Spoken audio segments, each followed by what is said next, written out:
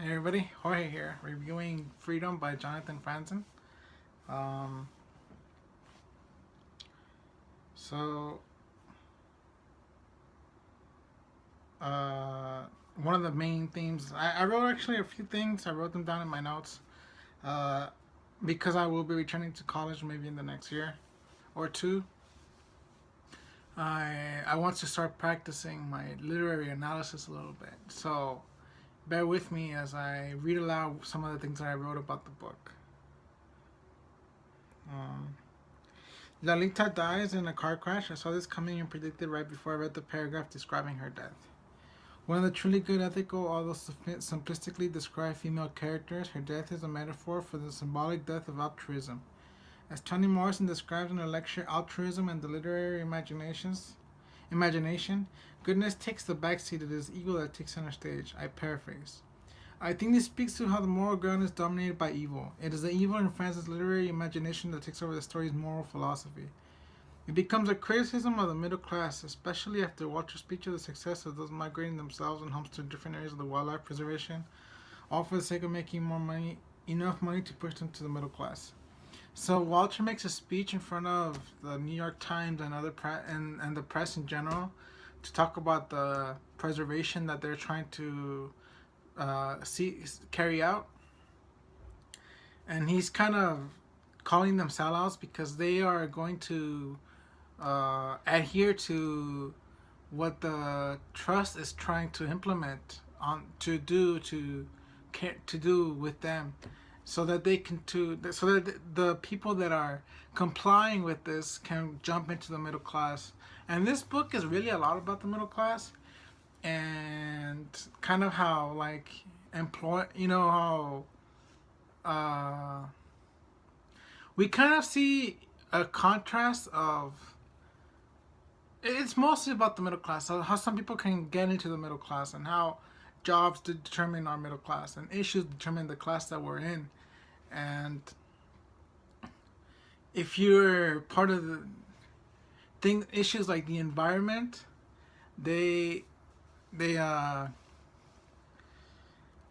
they can push you into the middle class if you work in a company that is for the environment, like Walter, who worked for the trust and was able to. And back in the early 2000s, middle to mid 2000s, the environmental movement was still kind of taking off. So this is fairly advanced, if you will, because um, this is a very new topic of discussion. So back then it was an even newer topic of discussion. So it's a little out there. It's a little very progressive in a sense because it's talking about something that's very new to them. Um, I also want to talk. Environmental protection seems compromised. Walter, Lalita, and the magnate want to protect the bird, the Cerulean warbler, but have to utilize media opposed methods to do so. So it makes the media look populist and whose prerogatives are driven by public opinion, not actual responsible ethical concerns. The problem with this depiction is that ethical concerns are not above public opinion. It is not popular with the people for a reason, because it is harmful to the environment, so portraying the media as populist counters the ethics of what the characters are trying to carry out. Morals and justice go hand in hand. A just land is a moral land, so it makes sense that justice is discussed as well. There are three types of justice: the justice of law, the justice of the populace, and the justice of ethics. Walter and crew want to carry out what they believe to be just, and they identify their morals to be just according to ethics. However, these notions run counter to the justice of the populace, as represented through the opinion of the New York Times, or that is what the narration attempts to portray. However, it is morally wrong because whether Walter and crew wish to protect the environment, it is so wrong for them to use that method that cuts down trees. I believe it's like WB cutting or something like that. I don't remember what the exact name of the method used to deforest the environment. I forgot, but it is seen as a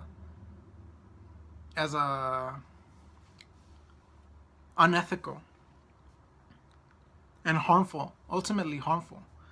Uh, so they feel that what they're doing is right according to their notions of justice, but there's the justice of the population, of the populace, of the people, and is represented through the New York Times. And the New York Times says that because this way of cutting down trees is unethical, they shouldn't carry out this proposition. And he's trying to convince them against that even it is because it is in fact a good thing that they are gonna do that method of cutting. And I don't know. I don't remember. I didn't understand. It was kind of cluttered, and this was kind of a problem I had with the book in general. That when they would talk about the environment, it was very cluttered, very complicated, very. I don't know. It wasn't. I didn't feel like it was very well explained. It kind of jumped off of a lot of premises were thrown around, and and it just kind of swirled around, and you just kind of have to go with it, and you're like, yeah. I ultimately get what I guess. What I understood the gist of it, but I didn't understand the specifics. And that's probably part of what weighed down, like, what would work against the book, I have to say. I'm gonna carry on. I'm gonna carry on. However, it is morally wrong because whether Walter and crew wish to protect the environment, it is still wrong for them to use that method that cuts down trees. But the civilians that live in the enclave have to relocate, but are willing to do so because they feel that method is an eco-conscious method. But their morals are also leveraged by money and the desire to move up to the more middle class. Walter, in a rare moment of weakness and psychotic afflictions, denounces what the trust is doing and those civilians involved. To which he's fired. The lesson being, if you don't comply with the system, you are punished for it, or it can work against you. What is problematic of the confession is the fact that it is portrayed as a psychotic affliction and not a moment of healthy denouncement.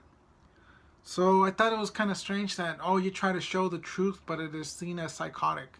So you are psychotic if you are in fact morally righteous and morally right, which is kind of, cynical. The book does a good job of highlighting the environmentalism is a fairly modern political movement that the new generation faces, and that marriage is a dying institution that is championed by the previous generation. The two are related in freedom. Marriage is seen as the dying art in Walter, the previous generation, but marriage is seen as something that is foolishly rescued by the new generation, or Joey. In both generations, marriage is a faulty institution. The reason this is so is because Joey picks out his wedding ring symbolic of marriage from his own excrement while in the third world country of Argentina. What makes Argentina meaningful is that old values like marriage are still widely practiced and accepted, since third world countries are in slower development than first world countries, socially, politically, and culturally, and have not developed the stigma and negative reputation that is garnered in first world countries. The location is a fake comfort for Joey's views on marriage. Although the previous generation finds in Walter a hero, Walter learns that marriage is quite literally a piece of shit. As shown through his flush down of his wedding ring down drains, and to stretch the metaphor a little further to the environment. So it can be inferred that the great lesson that marriage taught one of the protagonists is that it is not a worthy endeavor, that it is a practice that in fact should not be practiced any longer, a lesson that Joey will have to learn on his own. There is more to be learned from Walter's flush, however. Another interpretation that can be obtained from his action is that marriage, a value championed by the previous generation, gives way to environmentalism, a political movement. Since the wedding ring is quite decidedly yielded to the environment, it shows that one movement finishes and another commences. Marriage dies, environmental lives. So, just to quickly recap, so I kind of saw how so I guess to say, I thought that some of the descriptions of the environmental political issues are a little cluttered and not well explained. I thought that the relationships were solid. I thought they were believable. However, I thought that the women in the book were a little too frivolous or too simplistic, and their depictions weren't that complex, and it wasn't. they weren't that believable. I kind of felt Lalita was kind of like this very fake, very adhesive character that would just mold to what Walter would do, and Walter's a man, so she would mold herself to the views of men in a sense. She was independent in the sense that she was for the environment, a very new phenomenon, but she always did what Walter wanted. She always wanted him. She from the beginning you could tell that she kind of threw herself at his feet. Her dialogue is always like compliance, affirmations, always supporting Walter, and even for the minor things where she disagrees, it kind of feels really insignificant to what she is shown to be as a character. So she went away to she left Walter behind in his home of I think I kind of lost track of there was a lot of moving around, so I lost track of uh, where they would live, but Walter had to stay in a city and Lolita had to go. And she decided to go and she did that against his wishes. But in the end it still kind of felt like it was insignificant. It wasn't that significant and it didn't feel that bold. Oh my god, I'm gonna disobey you. Because in a sense, she's still doing the work that he himself champions. So it feels like it's more Walter's desire to save the environment than it is Lalita. Lalita's just kind of being compliant. So yeah, that's what I thought about uh, Jonathan Franzen's book.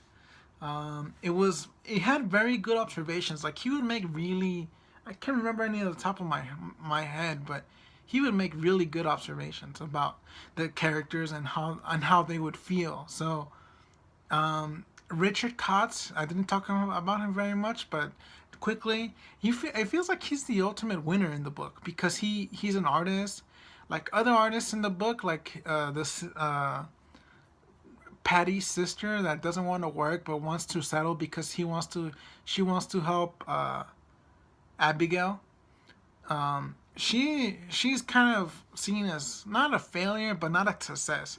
Abigail, the artist in the family, in Patty's family, is seen as a success.